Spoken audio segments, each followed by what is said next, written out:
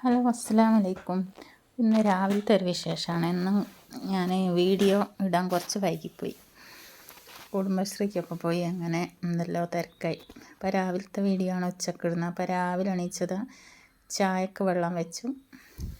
ചായ അവിടെ തിളക്കുന്നുണ്ട്. അപ്പോൾ ഇത് നമ്മളെ റേഷൻ പീടികയിലെ അരിയാണ്. അത് നല്ലോണം രാത്രി പൊതിർത്തി വെച്ചാണ്. അതിന് നല്ലോണം ഒന്ന് കഴുകിയെടുത്തുനിന്ന് നമ്മൾ ഉണ്ടാക്കുന്നത് കടുമ്പാണ് കേട്ടോ. ഈ കാസർഗോഡ് ജില്ലയിൽ മാത്രം തോന്നി ഈ കടുമ്പ് എന്ന് പറഞ്ഞ സാധനം ഉള്ളത്, വേറെ ഞാൻ കണ്ടില്ല.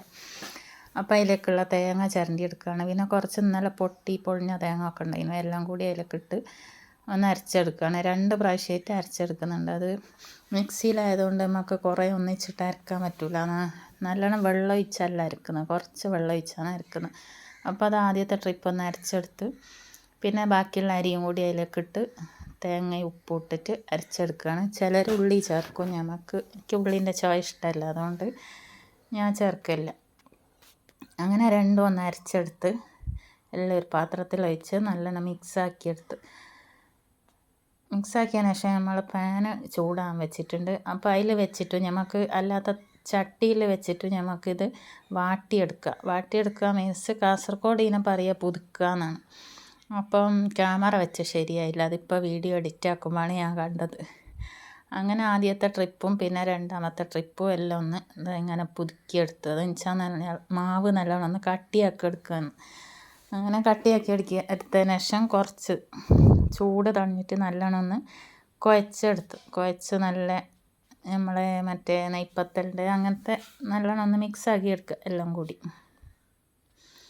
അങ്ങനെ എല്ലാം ഒന്ന് മിക്സാക്കിയതിന് ശേഷം നമ്മൾ അതിനെ ആവിച്ചമ്പിൽ ആവി കയറ്റിയെടുക്കുകയാണ് ചെയ്യുന്നത്. അപ്പോൾ ഈ വീഡിയോ കാണുന്നതിൻ്റെ ഇടയിൽ നിങ്ങൾക്ക് വീഡിയോ ഇഷ്ടമാകുകയാണെങ്കിൽ ഒന്ന് ലൈക്ക് ചെയ്യണം. ഇപ്പോൾ തന്നെ ലൈക്ക് ചെയ്തോളി, പിന്നെ ഞങ്ങളോട് മറന്നു പോകും വീഡിയോ കണ്ട് കഴിയുമ്പോൾ ലൈക്ക് ചെയ്യാൻ. അപ്പോൾ അതെല്ലാം ഓരോന്നായി നമ്മൾ കടുമ്പ് രൂപത്തിൽ ഏത് രൂപത്തിൽ വേണമെങ്കിൽ നമുക്ക് വെക്കാം. ഞാനിപ്പോൾ അതാ ഈ ഒരു ഓവൽ ഷേപ്പിലാണ് വെക്കൽ. അങ്ങനെ ഓരോന്നീൽ വെച്ചെടുത്ത് ചട്ടി ഫുള്ളായി. ഇനി ഒരു 20 മിനിറ്റ് നമുക്ക് ആവി കയറ്റിയെടുക്കാം. അപ്പോൾക്ക് ഇവിടെ കറിയും സെറ്റാക്കുന്നുണ്ട്, പയർ കറിയാണ്, ചെറുപയർ. അപ്പോൾ കടുമ്പ് 20 മിനിറ്റിൽ ആവി വന്ന് നല്ലോണം വെന്ത് കറിയും റെഡിയായി. ഇനി നമ്മൾ ചായ കുടിക്കുകയാണ്. അപ്പോൾ ഇന്ന് രാവിലത്തെ വീഡിയോ ഇത്രയേ ഉള്ളൂ. അപ്പം നാളെ നല്ലൊരു വീഡിയോ ആയിട്ട് വരാം.